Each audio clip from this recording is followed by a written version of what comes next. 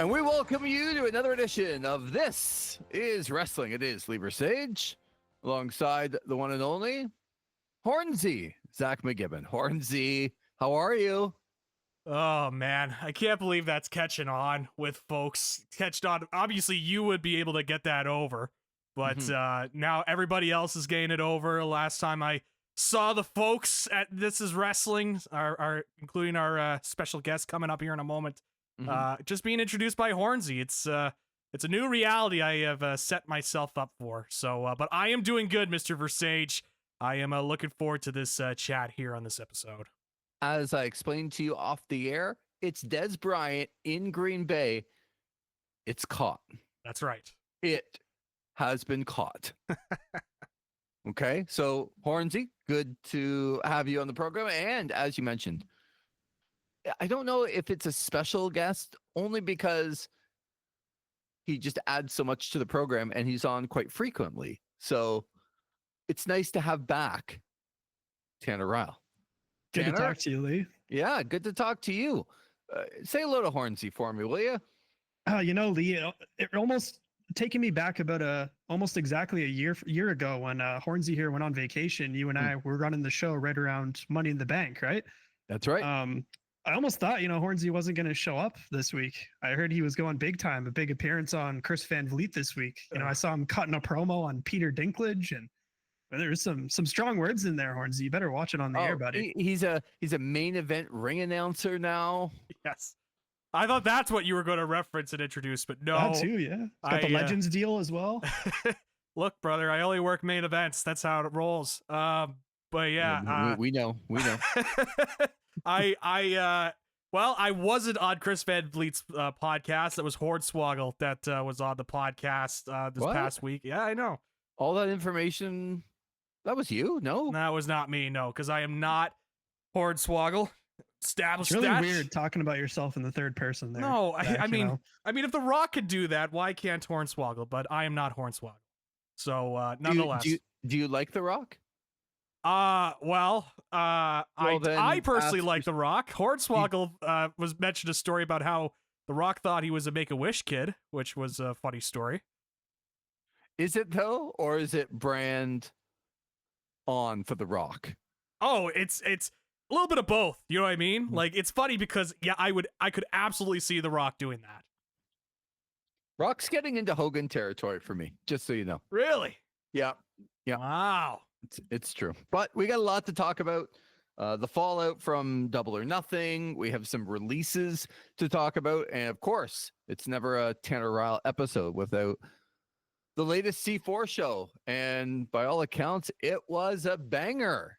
And it leads to the season finale coming up at the end of June. So very much looking forward to talking to Tanner about that. But let's all discuss, first of all, the releases and the movement, because there is a little bit here in the world of professional wrestling. And Zach, I was alerted, of course, by AEW Superfan that R-Truth was released probably seconds after it happened, as he wanted to take a little dig at the WWE. But R-Truth, I think I'm having a more difficult time understanding the, pun intended, backlash for R-Truth being let go. Now, he was just in a main event, but if all of us, like including me, were going to be super critical of him being in a main event on Saturday night's main event, I don't know. Like, I don't quite understand where all the people like, the product sucks. Oh, I can't believe you let R-Truth go. Like, well, that's kind of part of the problem for me. So I didn't have that big of a reaction when I found out R-Truth was released. I kind of laughed just because he was just in the main event spot in a primetime show. But what did you make of the release of R-Truth? Well, I will say I was a bit surprised. I didn't see it coming, to be quite honest. And really, I wouldn't even call it a release. It was more like, hey, your contract is coming up. We're not renewing your contract. So I really didn't. I'm like you, Lee. I don't really understand the backlash in that sense, and all the fans getting upset. And I've seen some people trying to organize. We gotta boo the folks on Raw. We got to make our voices heard that our truth has been let go. We need to speak our truth about our truth. So, you know, I'm kind of in alignment with you here, Lee, in terms of him. I mean, the guy, he provided comedic value on WWE TV. Obviously, he's very well liked. You could tell by other wrestlers in terms of the responses on social media that he's really well liked backstage. And I did kind of laugh, though. One of the quotes I saw that was being sent around was like, "Oh, if they could release our truth, they could release anybody," was the quote I saw. It's like, well, you know, our truth isn't exactly The Rock or, you know, Stone Cold Steve Austin. This is a guy that was able to make a long career in WWE out of doing a comedy gimmick, at least 15 years in that company doing comedy. And, you know, he was able to make it to the fullest, and his contract was coming up, and they saw, all right, you know, he's 53, and he was not, and as you mentioned, Lee, it's not like he was exactly getting a lot of praise for his match with Cena at Saturday Night's Main Event. And granted, Cena wasn't exactly great in that match either, but, you know, they kind of looked at it and said, all right, we got the last bit out of him that we wanted, and now we're going to move on and go in a different direction. So I'm not as, you know, up in arms as I think others are. I think if you were somebody that, you know, follows WWE and he's clearly well liked by some of the WWE audience, but for me, he was always somebody that was kind of symbolic, especially in the mid to late 2010s, of what WWE had kind of gone downhill for. The lack of quality, the characters on TV, and help kind of lead, you know, more people away from WWE, which, you know, might not be too fair of our truth, because there were certainly other factors, but he was certainly somebody that in my mind was kind of symbolic of that around that time. So we'll see what he does afterwards. I'll answer this question right now. No, I don't want to see him in AEW. I'm firmly content. I've gotten enough R-Truth in my life over the last couple of years, and I will say, in terms of him being let go, I am kind of surprised they wouldn't transition him into like a coach role or a trainer role, especially considering how liked he was of the company and how, you know, loyal he was. But it was a message sent by TKO that everybody's expendable. So that's how I kind of took away the R-Truth release / not renewing of contract. And Tanner, as a guy that I'm assuming when you first started watching wrestling, you had long past the beginning of Ron Killing's R-Truth's career, and kind of where he wasn't as comedic as he is today, or even 10 years ago. What are your thoughts just on the wrestler himself of R-Truth, somebody that, you know, is a lot younger and probably knows R-Truth from the comedic wrestling only? It's funny you mentioned that, because the first program I remember watching R-Truth in was his heel turn when he was up against Cena. I think it was going into Capital Punishment in 2011 when he like smoked the cigarette live on Monday Night Raw. Yeah. And went down that hole. So that was the first R-Truth that I really knew before he started doing the comedic stuff. I remember early on, like him teaming up with Kofi for a while, doing some other things before he went full comedy. But I do remember that serious side of R-Truth. Funny enough, more so than the comedy early on. I think the comedy kind of came later over the past decade or so. But like Zach, I was pretty shocked that this happened. I wouldn't say I sit like opposite side of the fence of you guys, that I'm up in arms about it, but I don't necessarily think that he's a guy that they should have cut, just because it's clear he was so well liked. And like Zach said, I'm really shocked they couldn't find another role for him, if maybe they didn't want to be, you know, having him as an in-ring competitor, but as like a producer or a coach or something like that. He seems like a guy that really gets the WWE system. And you can see all the messages on social media from other wrestlers, just how big of a part of that locker room he was. And I'm shocked that they couldn't find something for him, especially given what the WWE product is. And that's much more of an entertainment company. You don't need to be having the best matches possible, which, I mean, like, look at your world champion right now, and that'll tell you as much. But I'll also follow that up by saying I did not watch the match with Cena. So I don't know firsthand how terrible that was. It was terrible. It was great things. Bad match. It was terrible. Cena cannot take bumps on his back. It's awkward to watch. No, he's so washed. Yeah. I know that. I got that from WrestleMania. Yeah, but like you guys said, I think it was time. Look, the guy's 53 years old, and he doesn't look like he's 53 years old. And good on him for going out there and still being able to make it. But this, to me, is akin of what AEW should probably do and take Dustin Rhodes off TV. Like, I don't know. He's been around a long time. Like, I don't really care if they found another role for Dustin Rhodes behind the scenes. Awesome. Should they have found something for him? I guess that depends on the dynamic between R-Truth and, you know, the rest of the hierarchy there. Maybe there's something that they don't want, but because he's liked by wrestlers, I think that's awesome. But I also look back and go, man, the guy had a pretty good career. And like at 53, he's wrestling in the main event of Saturday night's main event.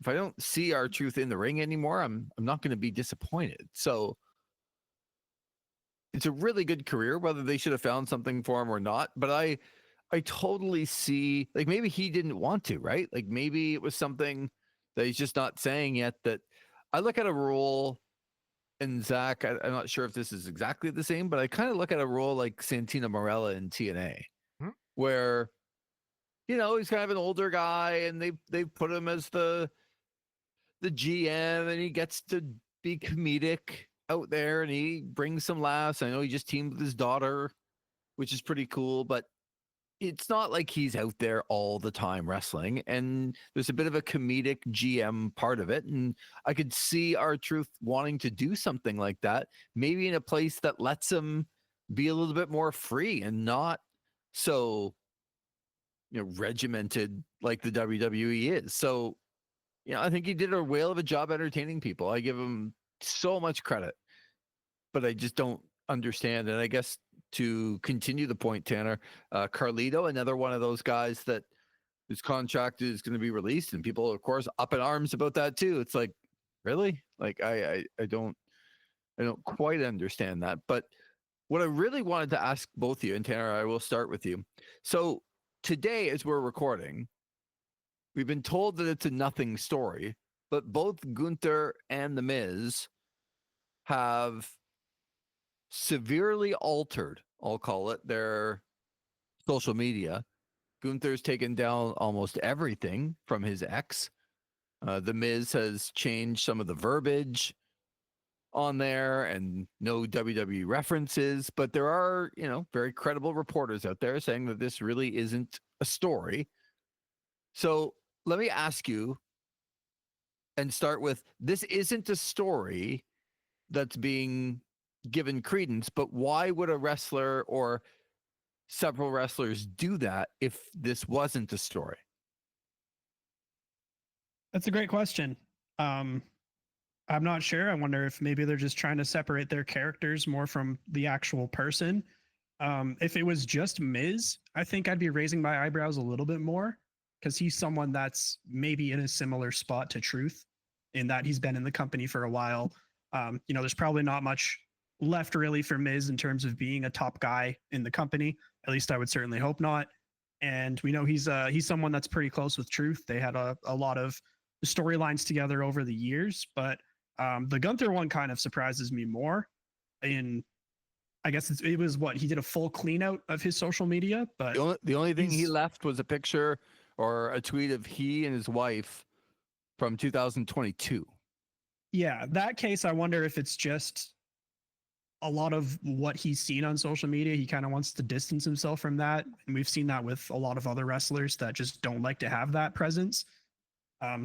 So I would say maybe that's the case for Gunther, because it's pretty clear he's a top guy in that company, and I don't think he has to worry about his job at all. But if we're being told it's a nothing burger, I'm taking it at that. But The Miz is certainly raising more eyebrows for me than Gunther is. What about you, Zach? Like, separately from, if we just assume this is a nothing burger, I like that. Yes. If we assume that this is a non-story, why would wrestlers do this? Yeah, I was interested to hear what Tanner had to say there in terms of that, because he would know the social media game better than I would. My read on it is that, and I kind of agree with Tanner there in terms of, like, some guys or some wrestlers kind of want to have their own established brand, and I think they realize that they don't want to be too associated having WWE all over, because there is the chance that they get cut or they move on or they want to do something else. and it makes it tougher for them to try and create their own brand that's kind of separate from WWE. And especially in the case of The Miz, he's somebody that does a lot of different media, not just obviously wrestling stuff, but I've seen him on NFL Network all the time when it comes to giving takes about the Browns, or, you know, he does a lot of different sports elements, sports media when he's not in WWE. So I think it's kind of establishing his own brand. In the case of Gunther, he was always somebody that very rarely posted on social media. And so like he'll post every once in a while if there's like a big moment that he had in a match, or you know, I remember he posted about, you know, getting married and all this stuff, but he's not the biggest social media user. And sometimes in the case of Gunther, I'm just imagine that maybe he's just kind of deleting his tweets and moving on from his account. Like I remember way back when Jon Moxley was Dean Ambrose, and Dean Ambrose just had the Twitter account, and he was told that he had to have a Twitter account. It's like, all right, I'll have this Twitter account, but I'm not posting on it. So you can share it around if you want, but I'm not posting on it. So that could be one of those deals where it's like, hey, I have the socials here. You can follow me on Twitter if this is sort of a mandatory thing from the company, but I'm not going to be posting on it, and might be just him clearing stuff out and just moving on. So that's how I kind of analyze both those stuff. And again, obviously there's a nothing burger, quote unquote, when it comes to this stuff. So until we formally hear somebody getting, you know, released from their contract or whatnot, I'm not taking it too hard or anything like that. So Right. So one of the names that from the AEW side that has her contract coming to an end, and certainly looks like she is on the way to the WWE, is Mariah May. It seems, Zach, like from reading some different reports, that this has been her end game all along, that she's just wanted to go to the WWE since coming over from Japan. And, you know, whether she, I don't want to say used AEW, because AEW got a lot out of her too, but, you know, kind of launched her to where she wanted to go. Is that how you see Mariah May? And what kind of impact do you think that she can have when she gets there? yeah, in the case of Mariah May, a lot of that stuff you kind of mentioned. She's a big time WWE fan. I was sent some posts recently, like of her, just like she's a really big fan of Triple H. So clearly this is something that she's wanted to do. She's wanted to go to WWE for the longest time, ever since she entered the business. And that's going to be the thing that AEW will always have to compete with when it comes to WWE, is that they'll always have the generational fan advantage over AEW, just from being in existence for so long and being number one for so long, that you're going to have wrestlers that are coming up that are just going to be inherently WWE fans. In terms of, you know, how she was utilized, and I thought AEW, as you mentioned, maximized her to the fullest. She got involved with the Toni Storm stuff, and she was able to put herself on the map through that storyline, and at least get her more known in North America, coming over from Japan. And it reminded me so much of, you know, when she enters into a storyline with Toni Storm. She's there for about 12 to 18 months, I want to say. It's typical of what you would usually see in the territories back in the day, where a guy enters into a territory, they work about a year, 2 years max, and they say, okay, I've done what I've needed to do in this territory. I'm going to move on from Memphis to Florida, or I'm going to go over to Georgia, or I'm going to go to California, or whatever territory. This is what it kind of reminds me of in the case of Mariah May. It's like, all right, I'm going to go over here. I'm going to get myself over. I'm going to be in this program. I'm going to put over the top women's star in Toni Storm, and I'm going to move on and go to the next company here while I'm still hot and got some momentum on my side. So I think in terms of how she was able to handle this, good on her. She's able to get a deal out of it from WWE. You know, in the case of how WWE offers contracts and whatnot, personally, I would never, you know, take some sort of a sweetheart deal when it comes to WWE, where it's like, oh, I'll go to NXT first and I'll get paid less than what I feel I'm worth just so that I can get the opportunity. I personally would see more in that, but people's goals are different. And in the case of Mariah May, the end goal for her is WWE. And so good on her for getting herself over in AEW and getting herself on the radar of WWE. And when she gets to WWE, I have a pretty good feeling that she'll go to NXT first, the way that everything's kind of laid out in the NXT women's title scene. I think she's going to go to NXT first and work there because of all the call-ups that they've had recently, and have her be a name in that brand, and then after a couple of months, eventually get the call up to the main roster is how I kind of see things laying out for her. So that's kind of my thoughts on Mariah May. Before we get back to Mariah May, let me ask you, Tanner, about breeding ground. Might be the wrong phrase, but we've seen Cody and Andrade and Aleister Black and Jade Cargill and Mariah May, and there's people I'm forgetting, but we've seen a number of people go now from AEW back over to the WWE. Is that normal business in your mind? Is it a problem for AEW that people are making their mark and then jumping ship, or is it more equal than we're giving it credit for? I think it was kind of inevitable that a lot of these guys and girls were gonna take their shots in AEW, and for some of them it wouldn't have worked out, and they felt they were better off before, or vice versa, thinking the grass is greener on the other side. Obviously, a lot early on, it was more people going towards AEW than away, just as the company was on the rise there. And then obviously WWE has been, I guess, quote unquote, hotter to the casual fan. Now it may seem like the better place to be, since the sort of the TKO merger there and the whole Bloodline story elevated their television. But I think it is normal business, and it's going to be the new norm of us seeing wrestlers go back and forth between the two until maybe they feel like they're in the better position. I mean, we've even seen a couple there that you mentioned that have gone WWE, AEW, and then back again to WWE.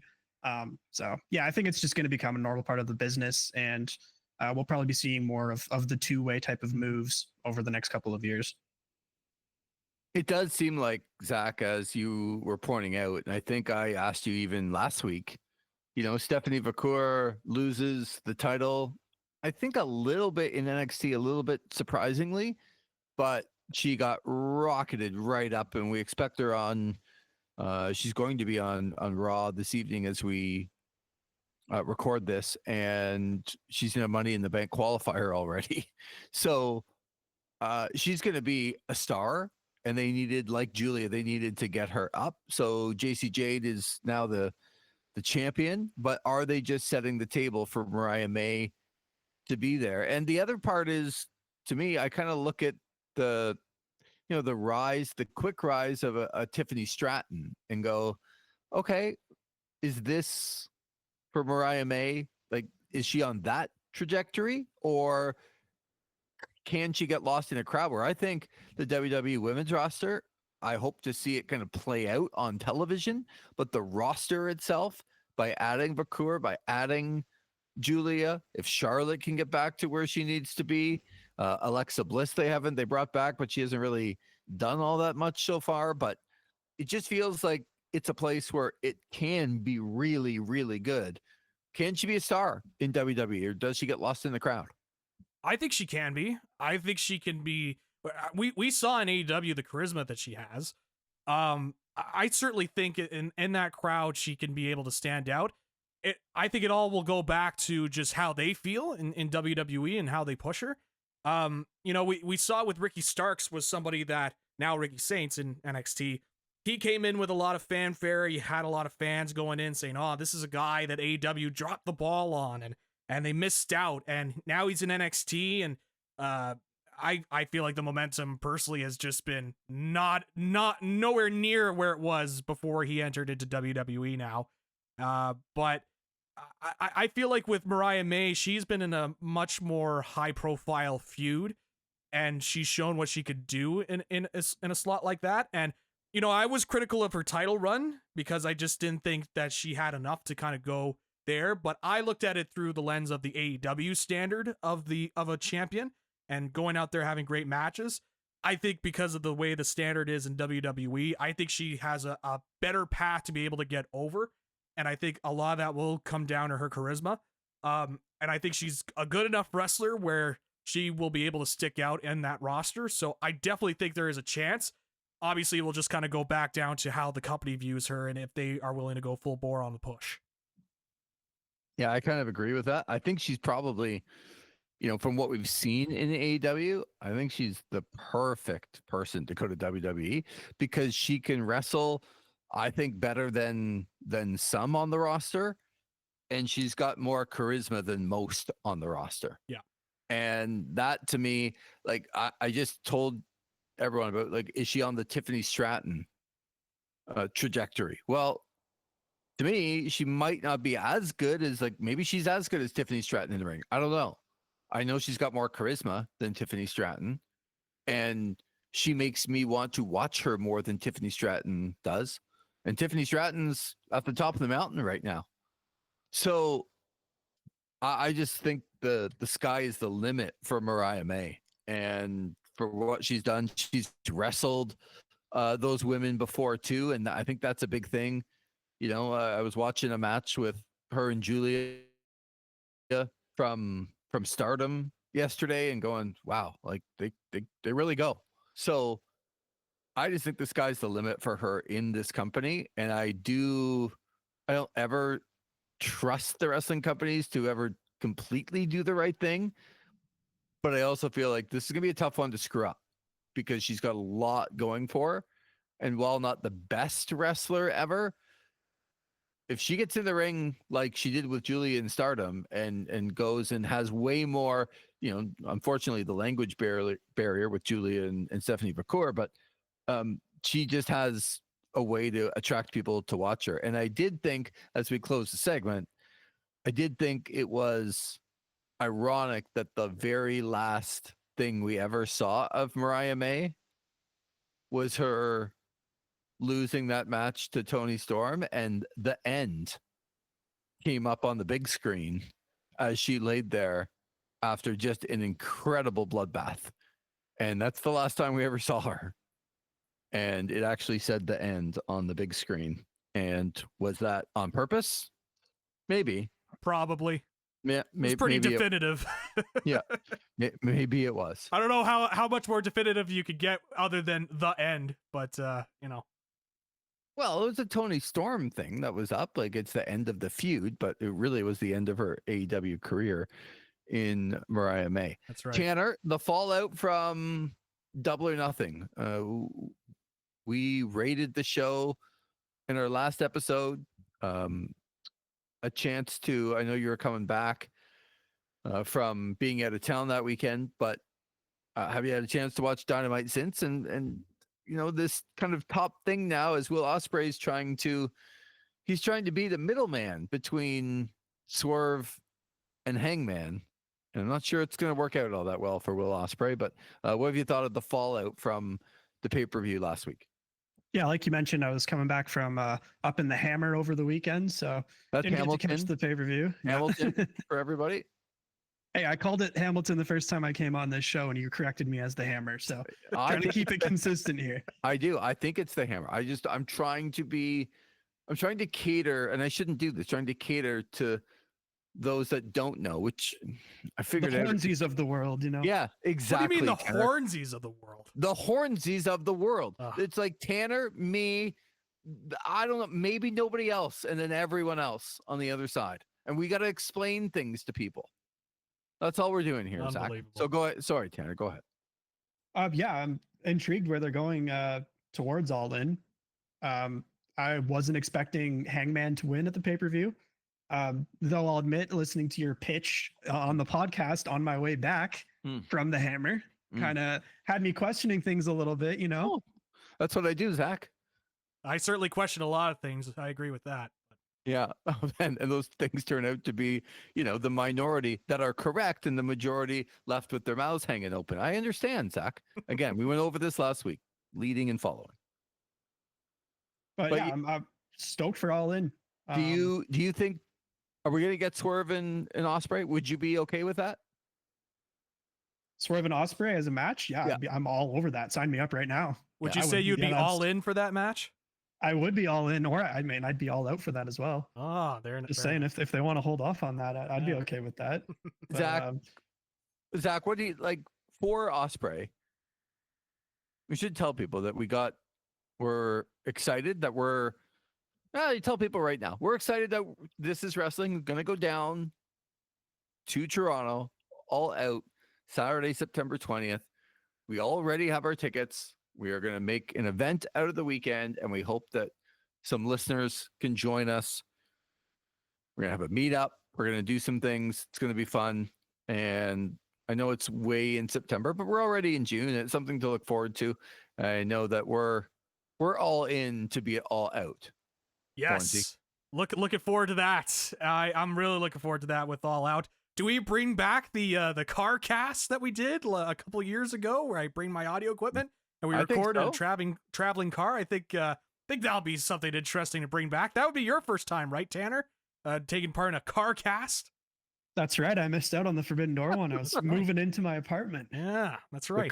The car cast. The car cast. Yes, I remember. It's like a podcast, but you take the pod out and you put the car in.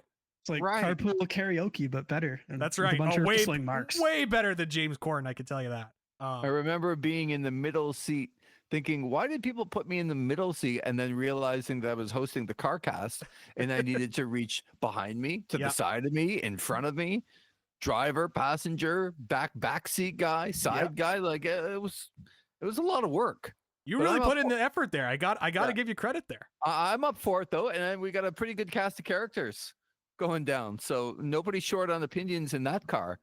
No. I can promise you. So it just seems, Zach, though, like if Hangman's getting the shot at Moxley, you need a high profile match for Will Ospreay at the show at All In to lead him to Forbidden Door. And now we saw Ospreay trying to get in the middle of Swerve and Hangman and then actually coming to blows, not on television, of course, but on the internet, in the interweb, behind the scenes. He did come to blows with Swerve Strickland after the show. Do you think that's where they're going, Swerve and Ospreay?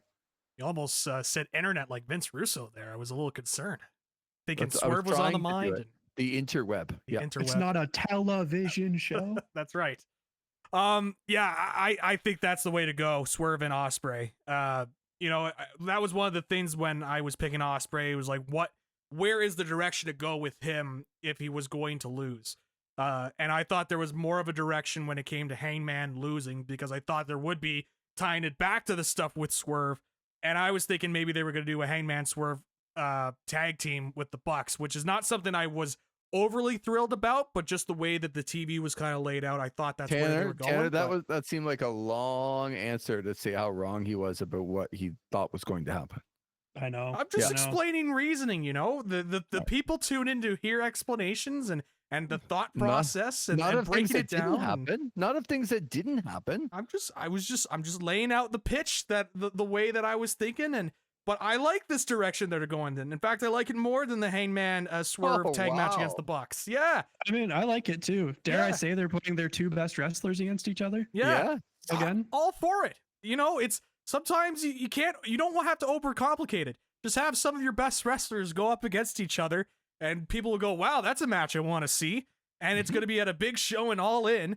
So why not? And they've done the match before. They did it at Forbidden Door last year, I believe. And so this is a match that we know that these two can put on a great match. So I'm all for it. And they did do the stuff there, as you mentioned, with the attack. I think that did air on Collision, I will say. Pardon me. I thought that was an interweb show as well. Yes, Collision. Yes, that's how I feel about it. But okay, I stand corrected. There's been some important stuff that's happened on Collision. All the FTR stuff has happened on there. I was just gonna say, if FTR's not on the show, then when CM Punk was in the company. Well, and there's been some good matches on there. It's a nice little Rampage. Show. Rampage was a great show. You told me how great that show was. I liked Rampage. People didn't like Rampage. I was fine with Rampage. Now it's gone, and I don't have my Rampage anymore. I'm going on a rampage about my lack of Rampage. But nonetheless, I got what I wanted from Rampage. It was fine. But anyways, I think that's the program to do it All In. And again, this is kind of putting your best foot forward. Getting all your big stars out there. You obviously you got Hangman versus Moxley, which makes a lot of sense. They did the program obviously with Tony Storm and Mercedes Moné, which, by the way, this might be a shocker to you, Lee, but I thought that was Tony Storm's best promo as the timeless Tony Storm character that she cut this past Wednesday. Okay. Yeah, I thought that was her best promo. Because it felt more real and it didn't feel like it had elements of the timeless Tony stuff, but it felt like her speaking. So that's where it really resonated with me. And I thought she delivered a great promo and talked about how Mercedes, they call you the greatest of all time, but I'm timeless. I thought was a tremendous line. Yep. Yeah, I thought that was her best promo. I was very, very impressed. So there you go. You see, I could say positive things about Timeless Toni Storm. But the point that you're really making, which I'm going to try and be a little bit more succinct for our listeners, Zach, sure, is the fact, me telling other people to be succinct. I'll go get my popcorn and sit back. And I don't think I know what the word succinct means in my vocabulary. I was surprised you even said it. Yeah. So. I do agree, and I think even if I don't love every moment of TV on how they're getting there, when you start to look at All In and you do get Moxley and Hangman, it looks like we're going to get Ospreay and Swerve. It looks like it's on the track for Kenny Omega and Kazuchika Okada. We're getting Mercedes Moné and Toni Storm. We're well on the way to a massive show, right? Like all of those matches are like, sign me up. So it feels like the TV's been a little bit loose for me. I'd like to see the frat party boys, whatever they were, with my man Griff Garrison and the guy from, who am I thinking of? Preston Vance from Dark Order. Evil Uno's Dark Order. Yep.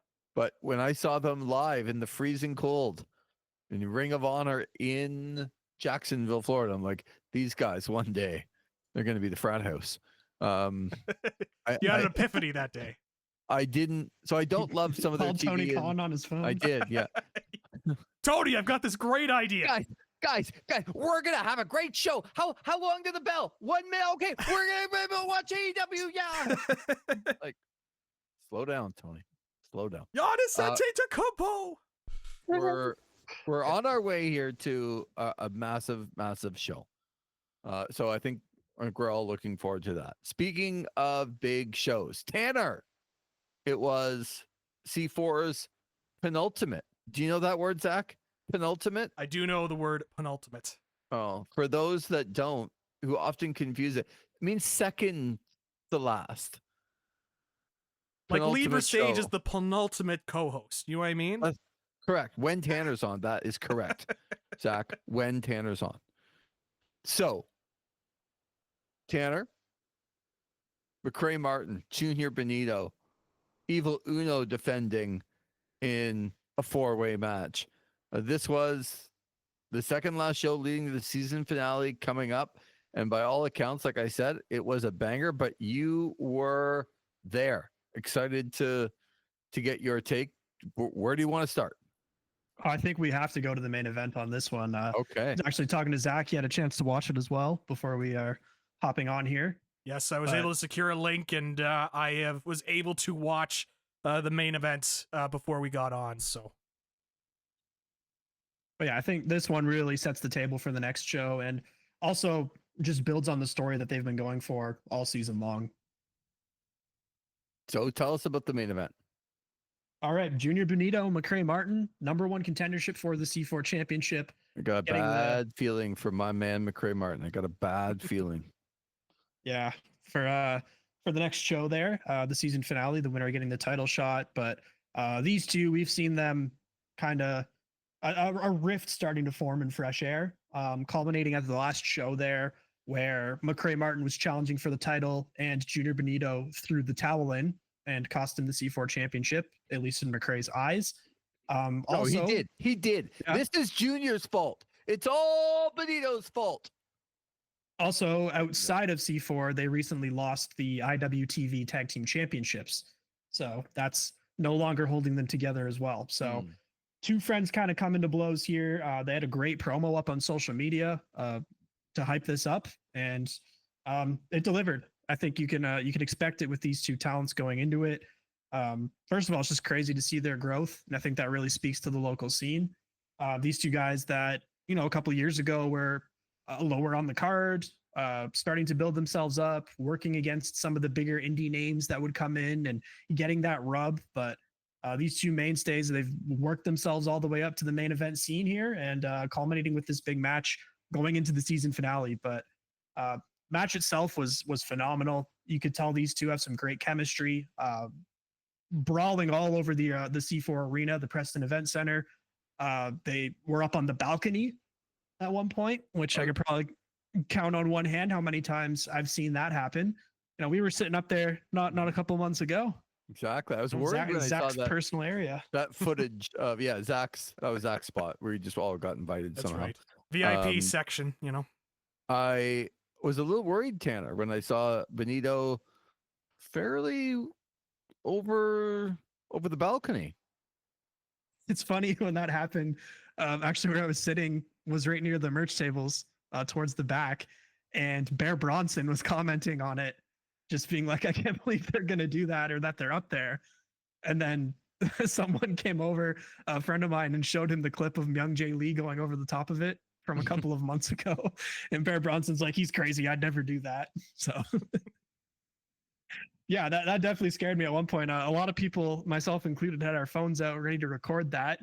Worried that Benito might take a tumble, but I'm glad that he was okay. Speaking of rough-looking tumbles, though, there was one point in the match he went for, I think it was a Poison Rana on Macrae Martin, and it looked like a very rough landing. Macrae didn't rotate on it at all, and Benito kind of landed on himself. So yeah, he didn't walk away unscathed at all from the match, but that was one small hiccup in what was a very good match. It's clear these two have a lot of chemistry together. Very, very smooth. They were really pulling deep into their move sets and countering a lot. Yeah, I was able to catch this match thanks to Mark from C4 for providing a link, and I was able to catch the main event because I heard Tanner. We were talking before the show, and he had kind of said you want to check out this number one contendership match. So I was watching it. I thought the way that these two worked was really well. One of the things that I really liked about it, where, you know, I find so much in TV wrestling now, they have to overemphasize a rift and be a little bit too melodramatic. And, you know, one of the big criticisms I go back to Will Ospreay having a tough time hitting the Tiger Driver, right? And so in this match, it wasn't a lot of melodrama holding on and be like, oh, I don't know if I could do this. I even though I've been trained all my life to do all this stuff, I don't know if I can do this. It was a lot of like the way that they were able to sell that these two were having a fight was more through facial reactions as opposed to like standing there and acting it out in front of the camera. And there was a scene, I shouldn't say scene, but there was a segment where Junior Benito's going and grabbing chairs. You could see like he's going after the chairs, but there's like a look on his face like, man, like this is the level I got to get to try and win this match against my friend. But this is how I have to do this. It's not something he wants to do, but he knows he has to do in order to get the victory. Stuff like that is what I really like in pro wrestling. That's the subtlety I look for in pro wrestling. And what Tanner mentioned as well in terms of going over on that balcony, they were kind of telling the story that maybe there's that little bit of hesitation of like, you know, he's over the balcony and Macrae's kind of bringing him back in to try and kind of fight. Like stuff like that was really well done. So I really liked how they kind of built up this story here in the main event. And it was a bit of a surprise pin from Junior Benito onto Macrae Martin, which Macrae didn't take too kindly of, which I think Tanner will lay out the post-match scene there. Yeah, for sure. And I'm glad you mentioned facial expressions there because I've actually got that down in my notes as well. I was really impressed with that even in the arena without having the close-up camera angles. I thought these two really sold the emotions and the situation of this match like really, really well, the high stakes of it. But yeah, as you mentioned there, Benito went for the 450. Macrae hit a running knee. They had their door spot at one point, and Macrae had him up in that electric chair looking for his finish, but he got rolled up for the 3 count. And yeah, Benito taking the win there. I thought from my angle that Benito's shoulders were also down. I thought it was a double pin, but looking back on the actual recording of it, I know that wasn't the case, just where I was seated in the arena. So when I was there, that threw me off a little. I thought it was a double pin initially, but yeah, Macrae Martin not taking too kindly to that, refusing to shake Benito's hand. And that's another moment where I think the two of them really sold it. Benito just standing there, with his hand outstretched for like a good 30 seconds after Macrae had already left the ring, just that he couldn't process it. Well, maybe he should process the fact he threw the white towel in the first place. Wow. To cost Macrae Martin. Maybe you should process that, Junior. Jeez. Heel Versage Jones over here. Not at all. I'm just backing up the right guy here, Macrae Martin. I feel he got hosed. The guy got hosed. But it does lead to the season finale where Junior Benito, and I don't want to spoil it, Tanner. You can tell us about how Evil Uno was able to maintain his championship, but it will be Evil Uno and Junior Benito in a steel cage in the season finale. And I give them a lot of credit because I do think the long-term storytelling that the company does, Tanner, is really pays off when it comes to the end, because this feels like the culmination of a long time coming for these two, doesn't it? It totally does. And I think that's one of C4's strengths is, you know, you don't have to go to every show to really get enjoyment out of it. If you only go to a couple, it's a great show in itself, but they do a great job of rewarding those people that come every single time with these little subtleties really building up throughout the season. And now we're going to get our big payoff. And I'm sure a little bit of setup for what's to come next season as well. But they actually set this matchup up, like the stipulation that night. Evil Uno came in and jumped Benito after the matchup with Macrae. But he did get the upper hand, landed a super kick, and cut a little promo, telling Uno to shut up and like this is for everything he's put him through over the last couple of years. And steel cage match next month. So I'm very much looking forward to that. We'll get some predictions for sure as we get closer to the show. But just from you guys, quick, like 10-second gut instinct. What happens in the main event? I think Tanner? Uno is retaining. I'll say that.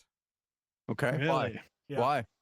I think the story is going to be of Macrae somehow, some way. I think there's going to be something where they'll be both outside of the cage. Again, I have no insight or anything like that. This is all just gut feel. Where I think there'll be something out of the cage where Macrae and Junior are going to have some sort of a segment or a moment or something like that. And I think this Macrae and Junior Benito feud is going to carry over to the next season. And I think Uno is retaining the belt. That's my instinct. What's your gut, Tanner? I'm going to go the opposite. I could very much see that, but my gut is telling me, if you remember back in the early days of NXT, when Sami Zayn and Kevin Owens were just starting out their feud, and Sami won the title, and Owens came out to celebrate with him and then turned on him within like a minute. That's kind of where I'm lying right now. I wonder if they're going to do that of getting the big moment of Junior Benito overcoming Evil Uno. His best friend comes in and hugs him and they're celebrating and whatnot. And then Macrae just drops him and takes him out. And then we have our big feud going into the next season. But I think either way, that's where we're heading is a feud between these two, whether or not Benito holds the C4 title or not. And that's, I think, very accurate, that it does seem like it's leading to Junior and Macrae, whether that title's on the line or not. I guess the question would be for me to the both of you, and Tanner, we'll start with you. Evil Uno comes in, and was it a surprise to you that he won the title kind of at the beginning of the season and then, goes all season with the championship? Was it a surprise to you that he got it? And has he done his job at like kind of bridging the gap, I'll call it, for, okay, we've lost some guys. We need someone to come in, have some really good matches on top. We'll do some different things and we'll bridge that gap to when these guys are like truly ready and we've told their story. Absolutely. I mean, I'm thinking back to a C4 show, or our show review from way back at the start of the season, where we were sitting on here talking about how Evil Uno had won the big Fighting Back Rumble for the title shot. And I believe it was you, Lee, that was asking Zach and I, hey, do you guys think Uno has any shot at winning the C4 title? And we were like, probably not. They're giving him a good rub. He's going to get this main event spot, probably have a good match, but there's no way he's winning the title.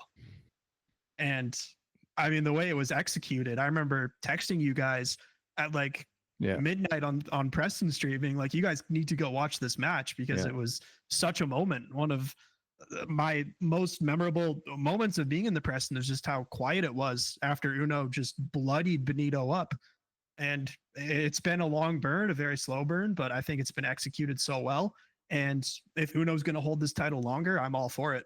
But at the same time, I'd love to see them pull the trigger on Benito and Macrae as the top act for the title next season as well. Has Evil Uno done his work, Zach, as a year champion and bridging the gap, or does he have more?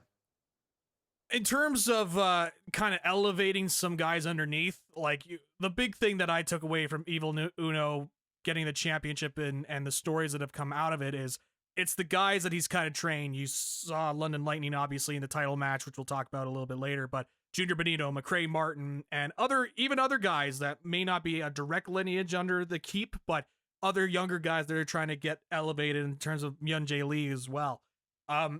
It's all kind of a part of trying to establish some of those guys and make them be legitimate. I think there's more they could do with the Uno title reign if they wanted to. I kind of like the idea of, Evil Uno, he's got the championship, and not only does he have the championship, but he has been able to kind of manipulate, in a way, Benito and Macrae Martin to kind of to eventually, come to hate each other and kind of feud within each other. I think that adds a lot more credibility and whatnot, and adds a little bit more heat to Uno, so that when he does get beat becomes even bigger. So I think there's more that they could do with the title, with Evil Uno and the title. I'm not going to rule out that maybe they decide to go with Benito, but I'm going to stick with my pick of Uno keeping the belt at the end of the show. He'll find a way somehow, some way. I think the whole thing with a steel cage is to kind of add that little bit of doubt, which is what you want as a wrestling promoter, obviously, is to add that doubt and have people coming in and saying, oh, maybe it could be this guy, maybe it could be the other guy. But I've got Uno retaining the belt. Okay, another philosophical question before we get back to the card. If it's not going to be Junior Benito in the season finale coming up, who is it, even in the next 6 months to a year, that is going to be the next C4 champion? Tanner? That's tough. I mean, I'd still lean towards one of Benito or Macrae. Maybe if it's not this finale, at some point next season. If you want me to go a real dark horse pick, maybe London Lightning. Why not? See, that's the question for me, Zach, would be, okay, like I can buy into, I mean, you're wrong all the time, so I'm going the opposite no matter what you pick.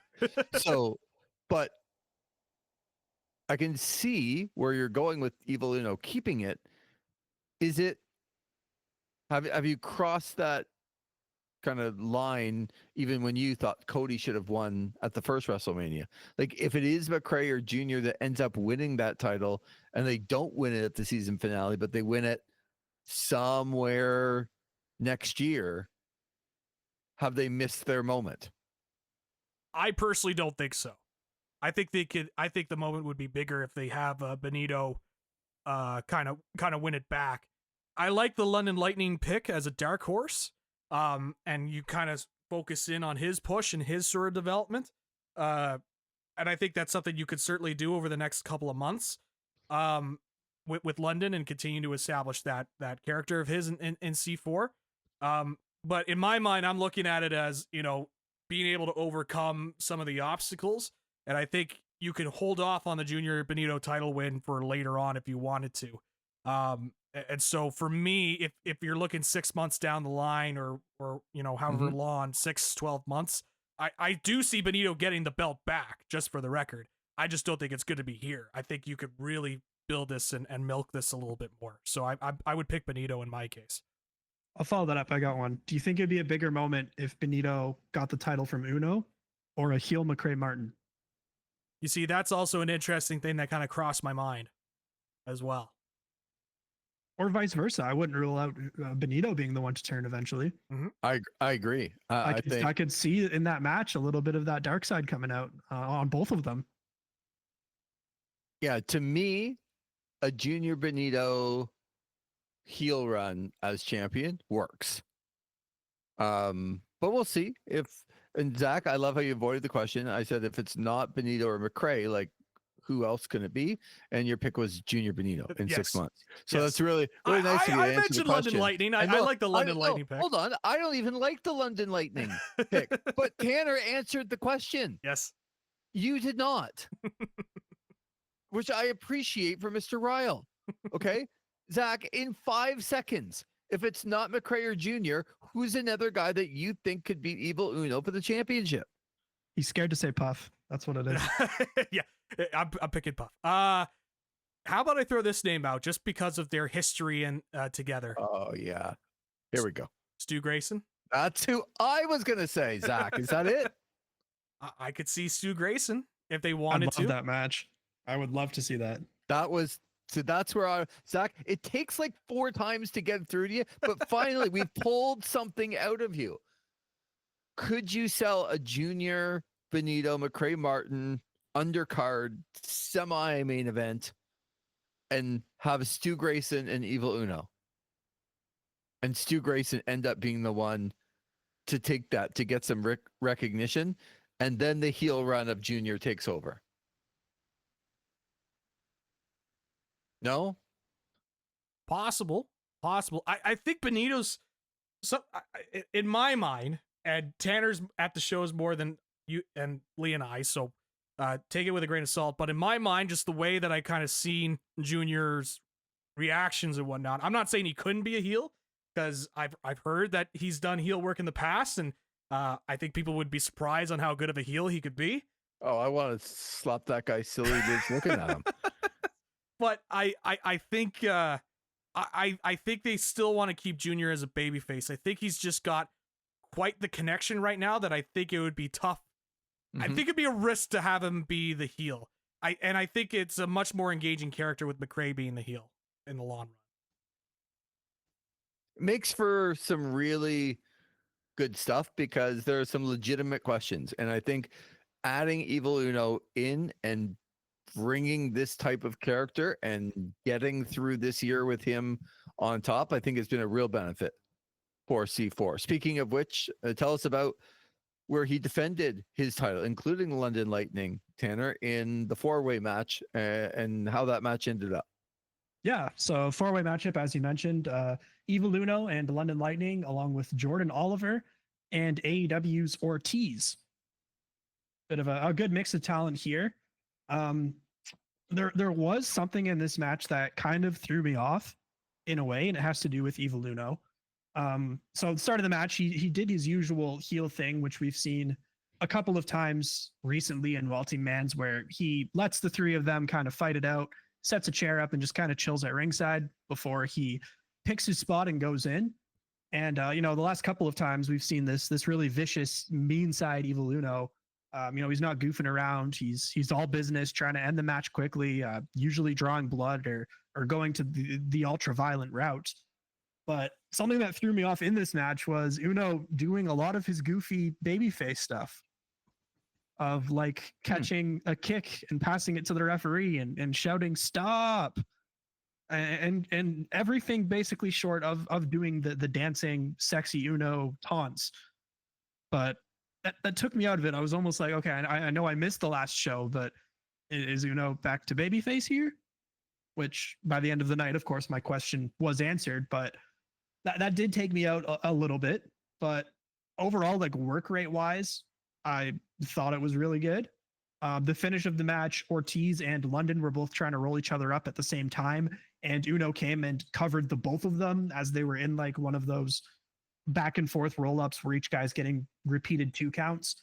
But yeah, just the Uno thing felt a little bit odd, and the match was a little bit shorter than I expected it to be. So that left me with a bit of a strange taste, at least coming out of it. But as I said, work rate wise, I thought it was very good. Obviously, with the mix of talent, that's to be expected with those 4 in there.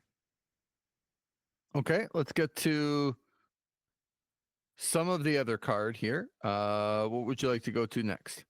I think another highlight for me on the card was Sheldon Jean taking on Brandon Cutler.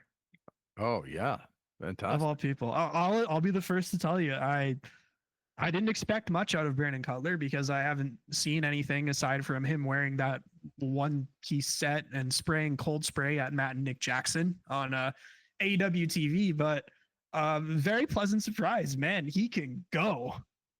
He is a very good wrestler. He was doing some really cool moves, flipping all over the place.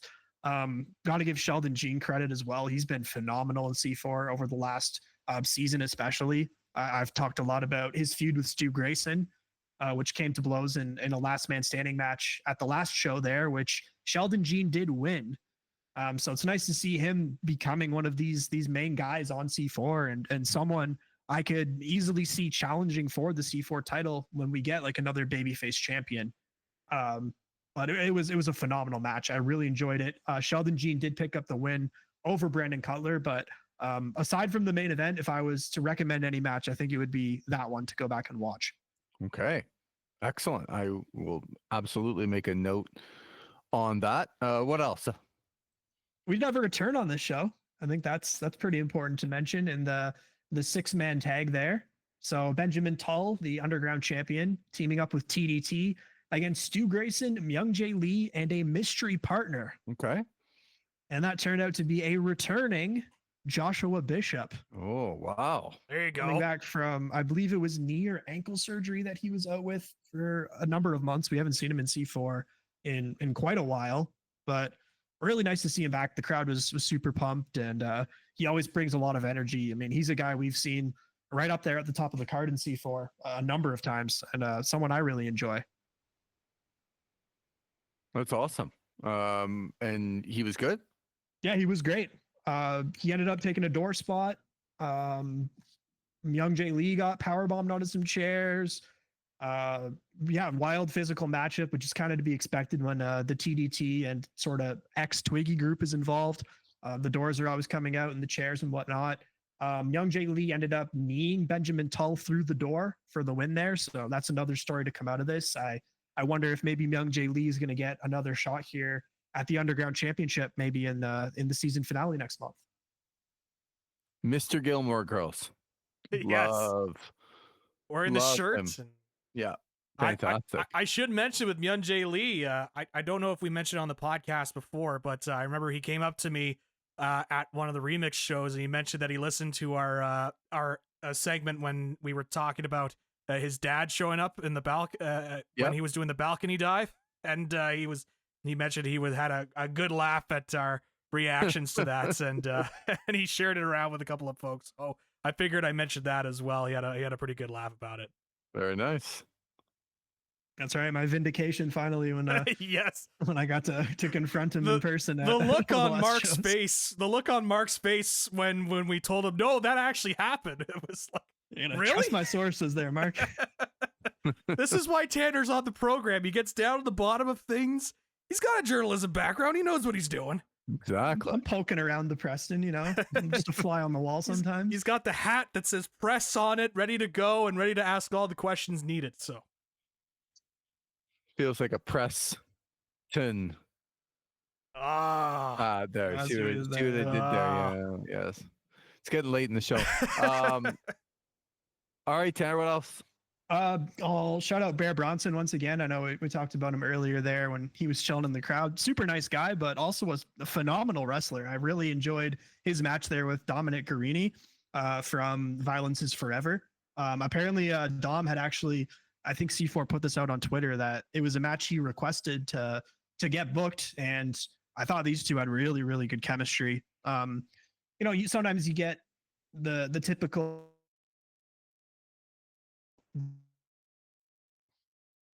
the two, the tests of strength, and you had a little bit of that in there, but I thought these two delivered a really good match, and it was one that I very much enjoyed. I did hear Bear Bronson was also phenomenal at the last show, which he was booked for as well. So, maybe this is another guy that we could end up seeing a little bit more at C4. He did end up picking up the win there.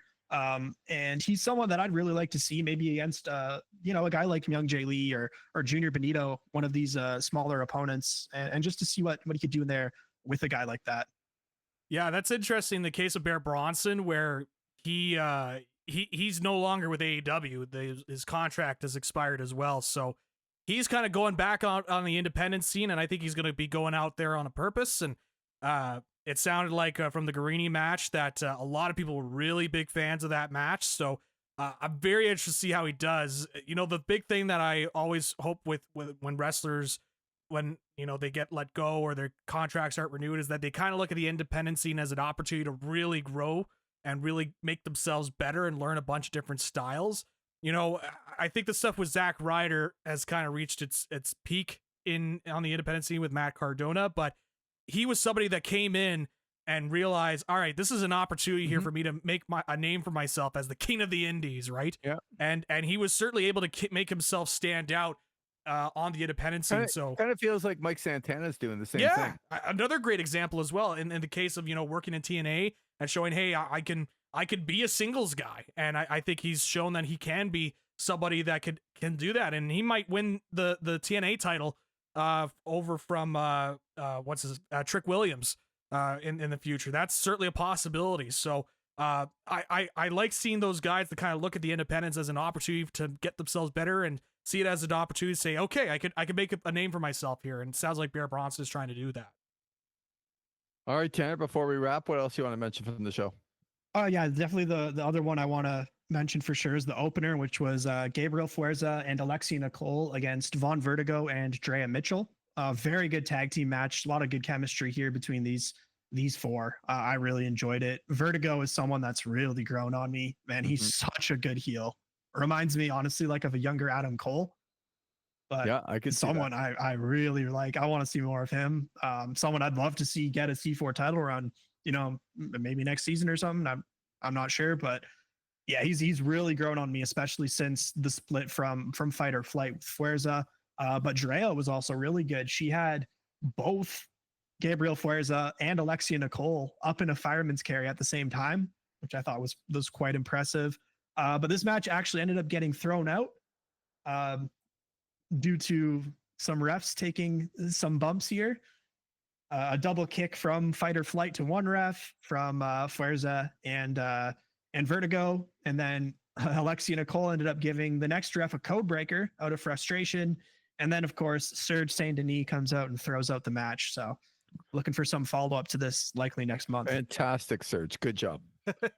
1, 2, 3, Serge Saint Denis. For sure. And then just to mention the other ones very quickly, the Production versus Kevin Blackwood and Haley Dillon. Fairly good tag team matchup. Haley tagged herself in for the finish and got the pin. Blackwood looked a little bit confused, but not angry. So perhaps planting some seeds there for something. And then I believe the only other one to mention was the 8-man tag team matchup consisting of, you know, a good chunk of the C4 tag team division here with Brent Banks and James Stone, the new tag team champions, I should mention as well. We missed that on the last show there. Teaming up with Project 8100. A bit of an odd team there, some teams that have had some problems with each other, taking on former champions in Triple Dragon and also former champions in Cecil, Nyx, and Kristara. Wow. Pretty good matchup here. Banks was again the standout for me, and him and Stone got the win there with a power bomb and a frog splash on Pretty Ricky. So likely closing the story there on the former champs. So this all leads to, do you have it in front of you, Tanner? I know Junior Benito and Evil Uno in a steel cage will main event the season finale in late June. Yes, C4 Deliver Us from Evil on Friday, June 27th at the Preston Event Center. Is that New Japan's Evil? I don't think, definitely not the one in the match there, Zach. Oh, I don't think, Zach.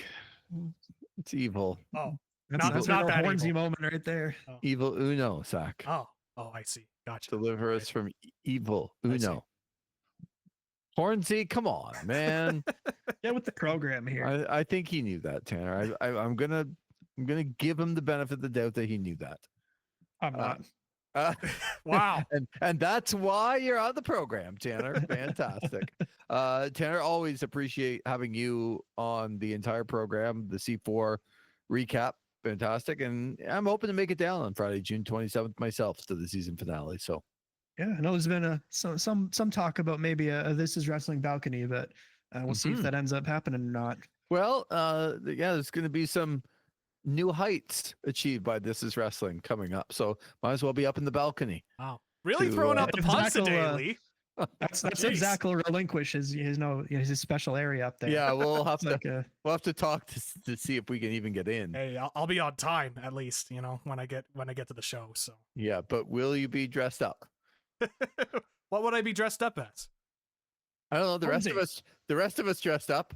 I remember dressing up quite a bit for that show. Yes. I don't know. I heard you on Insight the other day. You were talking about bringing out your Hornswoggle jacket for the WWE World signing. So yeah. yeah. He said a lot of things on that podcast. That Hornswoggle. Oh, funny. You seem to know everything he said on the Well, show. because they sent it to me, Lee. They sent it to like, oh, did you say this about Peter Dinklage? No, I didn't say that about Peter Dinklage. Seem to know a lot of what was said on the program. Because they send it to me. It's hard to avoid. Listening Almost to like Zach. you were there. Yeah, almost. That's what I was getting at, Tanner. Unbelievable. Almost into another rampage. I worked a main event as a ring announcer on the wrestling show, and this is all the talk that's going to be. Yeah. Hornsey talking on Insight with Chris Van Vliet. Zach, give it a little plug before we go. What were you the main event ring announcer for? I was the special guest ring announcer representing Quinny Broadcasting at Rock Solid Wrestling's Wild Side event in Sterling. So it was a tag team match between Jake O'Reilly and Tornado, and they took on the team of John Atlas and Daddy Davis. And the team of Atlas and Davis were able to get the victory. You will appreciate this, Lee. The team of O'Reilly and Tornado, not too fond of me in the ring. They were trying to intimidate me, trying to get me out of the ring, and said some mean words to me as well. Almost tried to attack me as well. It's all on footage. The footage is being reviewed by the commission over at Rock Solid Wrestling, and hopefully it'll see the light of day. But yeah. Did you run away as fast as you did into the water before tripping into it in the polar plunge? I went to that polar plunge full force, let me tell you. You did. And that's how I envision you running away when people get up and try to intimidate you. Only 100%. I just did the hands up like, look, I'm not here to bother anybody. I'm just trying to do my job. I'm just trying to work, try to be the ring announcer, A little bit of Triple H in you, trying to be the star at all Oh, times. well, hold on. Wait a minute. Don't compare me to that, man. That's going to do it. Oh, no. For Hornsey, Zach McGibbon, and Tanner Reil, I'm Lee Versage. Thanks for listening to another edition of This Is Wrestling.